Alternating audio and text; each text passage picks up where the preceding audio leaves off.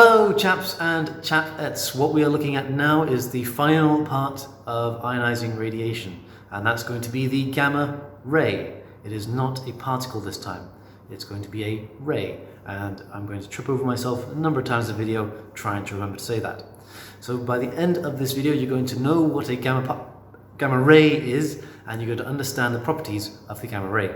You should also be able to describe how you detect one, although again it's going to be the same process as the alpha and beta particle. The challenge today is to figure out this: can you ever be fully safe from gamma radiation? And the answer is probably not, but I would like you to explain why. So, what is a gamma ray? Well, it is a high frequency electromagnetic wave, which is a fancy way of saying it's light. It is a high energy form of light. Not a high intensity one, that would just be like a super bright beam of light. This is going to be a higher frequency one, which means that it's going to carry energy, and each individual photon, each individual bit of the light is going to be high energy in itself. Now this is emitted from the nucleus, and it being a particle light, a ray of light, it is going to be traveling at the speed of light, as you would expect. It's not really very ionizing. It's not directly ionizing like the alpha and the beta particle are, but you can get ionization effects from it, and you can also actually get some free moving electrons literally, literally brought into being, literally created from these gamma rays striking nuclei and striking atoms. And that's going to be a problem because you are made of atoms, and if you get these gamma rays passing through you, well, it is going to start to liberate electrons through various processes and actually start creating them as well, which is not good, not fun. Now what you need to know about gamma rays is that they are very penetrating, in fact super penetrating, and I'll explain more about that as we go into how to detect these gamma rays. Now what you need to do, start the video, draw some diagrams and write down the properties of them. Like I said in the alpha particle video, try and add this to a table. It's going to be the easiest way to revise this from later on.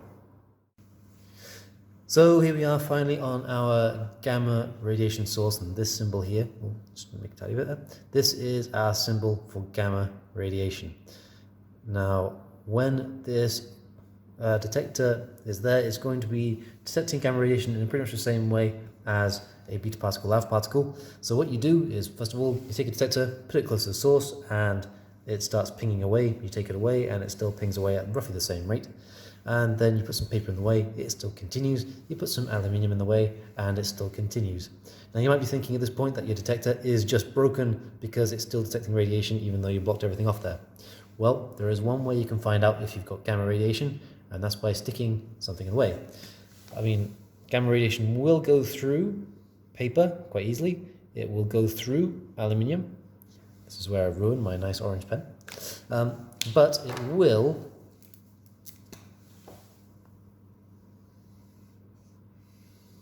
not get stopped entirely, but you will reduce the intensity of a beam coming out if you put some lead in the way. So let me just label that up. Lead. And there you go. That is how you can detect if you've got gamma radiation or not. So by now you should know what a gamma ray is, and you should understand the properties of a gamma ray. You should also be able to describe how you detect one, but honestly, again, it's the same process as before. So what you need to do right now, pause the video, and then maybe just add it to your notes on the previous particles. Describe what you would do to identify a gamma ray within that set of notes. The challenge today is, could you ever be fully safe from a gamma ray? And the answer is probably not, but you can reduce things quite a bit, but I want to see the reason why in the comments below. So there we go guys. Remember to like, comment and subscribe, and I will catch you in the next video.